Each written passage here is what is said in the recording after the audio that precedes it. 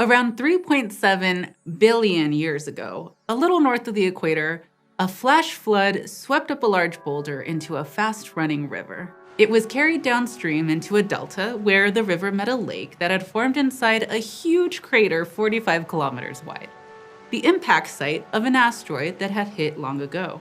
Finally, the boulder splashed into the crater lake, sinking to the bottom. Floods like this were fairly common on ancient Earth, but this was not Earth. This was Mars, but at a time in the deep past when it was much more Earth-like. It had big bodies of liquid water on its surface. It had a protective and insulating atmosphere. It had a warmer climate, and maybe, just maybe, it had life. As far as we can tell, though, it doesn't have any of those things anymore. Here on Eons, we often talk about the radical changes and countless revolutions that our planet has gone through over deep time. But while Earth's natural history has been playing out over the last few billion years, another epic planetary saga has been unfolding right next door. Even though we've been asking questions of that red dot in the night sky for a long time, we've only just recently begun to figure out some answers, thanks in large part to our curiosity and perseverance. So what happened on Mars? How and why did it go from that warm, wet, potentially habitable planet to the cold, dry, inhospitable one that we know today? Well, the core reason seems to be that while we had some surface-level similarities at one point, internally, our two worlds were on very different trajectories. Mars has meant a lot of different things to lots of different people over human history. This strange, mobile point of light was counted by the ancient Greeks as one of the planetes, or wanderers. And its foreboding reddish tinge meant that several ancient cultures interpreted it as a divine symbol of war, violence, and conflict. But it wasn't until Galileo first gazed at the planet through a telescope in the early 1600s that Mars started to mean something very different. As astrology gave way to astronomy, our views of Mars transformed from a mystical celestial body to an actual physical place, an entire other world, complete with geologic features and vast landscapes that we could observe, map out, and dream of visiting. And it opened the door to another tantalizing possibility too. As we gazed at Mars, was anything gazing back? It was a question that we could only speculate about from a distance, and boy did we, but we didn't have the technology to actually get any good answers. It would take until the second half of the 20th century, when our relationship with Mars transformed yet again, for us to finally investigate this possibility. Because Mars went from being a place that we could only observe from far away to a destination that we could actually travel to, or at least send machines to on our behalf. Orbiters, landers, and now rovers have revealed to us a dry, rocky, barren world with no obvious signs of life. And they've also offered us the long-sought-after opportunity to gain new insight into the natural history of the planet. Take the Perseverance rover, for example, our most recent robotic representative to arrive on the red planet. Since 2021, Perseverance has been working on a very important mission: to explore and study the now dried-up lake bed of that crater we mentioned earlier. It's looking for evidence of any ancient life that might have called that crater lake home billions of years ago. And the data that Perseverance has collected has also allowed us to trace ancient geological events from that more dynamic period of Mars's history, like the story of that flood nearly 4 billion years ago. Back then, the planet had a thicker atmosphere and was much warmer, wetter, and suitable for life. But to understand how and why Mars changed into what it is today, we need to go back to its formation. See, Mars's origin story was very similar to Earth's, with a few important differences. Both planets formed around 4.6 billion years ago from clouds of dust and rocky debris orbiting our sun. At their centers were partially molten cores of iron that gave both planets powerful magnetic fields. This was a result of the dynamo effect, the generation of a magnetosphere by the rotating, convecting, and electrically conducting liquid iron in the outer core. Now, we are lucky enough to still have an active and powerful magnetosphere here on Earth more than 4 billion years later. It acts as an invisible shield, protecting our atmosphere from being eroded by solar wind, charged particles belched out from the sun. But Mars has lost its magnetosphere, and with it, protection from those solar winds. Over time, they stripped away its thick atmosphere, its warmth, its protection from radiation, its liquid water, and it seems any life it might have once had too. Because Mars's dynamo switched off sometime after 3.7 billion years ago. We can tell because those are the youngest Martian rocks that are still magnetized, which happens when lava cools in the presence of a magnetic field. We're still figuring out exactly why it switched off, but a big part of it may have simply come down to size.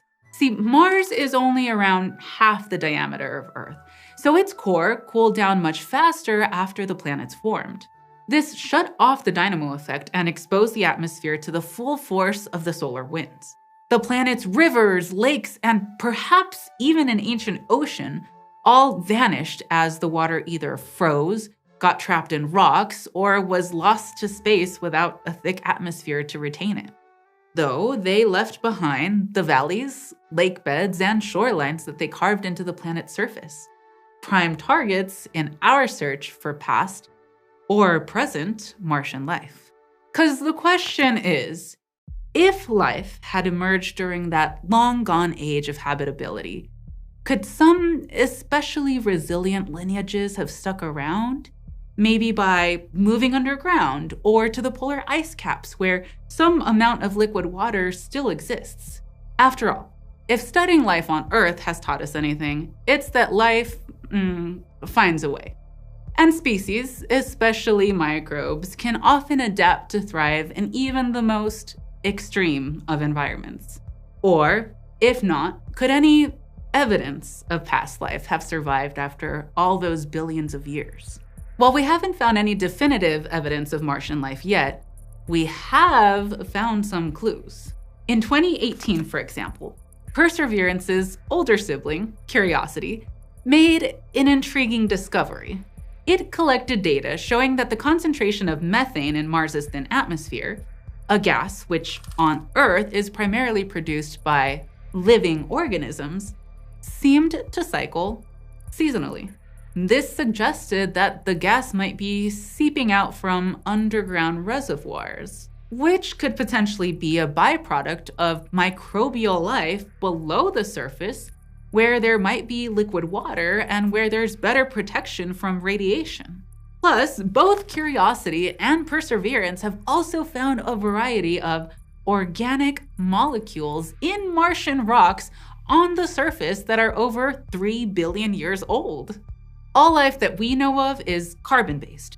So organic molecules are the necessary raw materials for and potential trace of ancient carbon-based life. Now, to be clear, neither of these discoveries means that life either definitely used to exist on Mars or still does today. Both could also just be a result of chemical and geological processes rather than biological ones. We still don't know that for sure. But there are basically 3 possible options. Mars never had life, Mars had life at some point, but it died out, or Mars had life and still has it today. And figuring it out might even require another transformation in our relationship with the red planet. We may need to bring Mars to us. By returning some of the most promising samples to Earth, we could study them in much more detail than our rovers alone can on the planet itself. So in late 2022, Perseverance carried out one of its most important orders.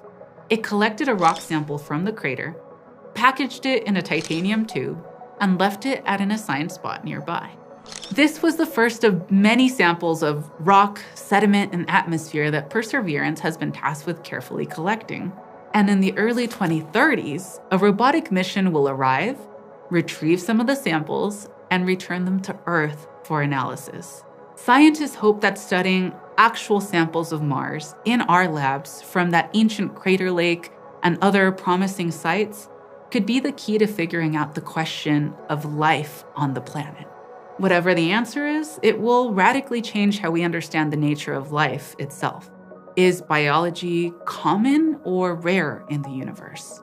Is life on Mars related to life on Earth? Is that life based on the same underlying biochemistry and genetics, or a totally different system? In other words, are there other ways of being alive? And is life infinitely resilient, capable of adapting to even the most difficult times and persisting in some form? Or can a planet lose its entire biosphere, right down to the last microbe, if conditions get bad enough? And you can see how answering these questions, especially those last two, with the data from Mars's past, might be important for the future of life on Earth.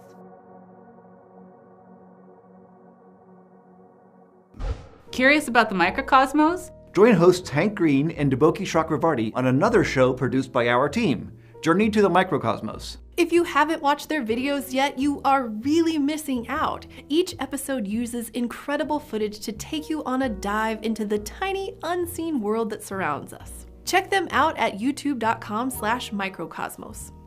We know that Mercury, Venus, and Mars are all super low on water. So why do we have so much of it? Find out in our episode, Where Did Water Come From?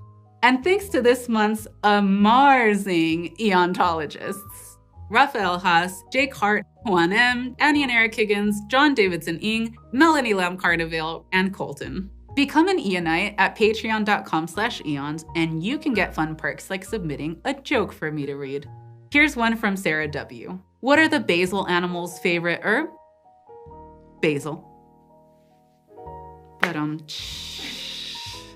And as always, thanks for joining me in the Adam Lowe studio. Subscribe at youtube.com/eons for more prehistoric stories.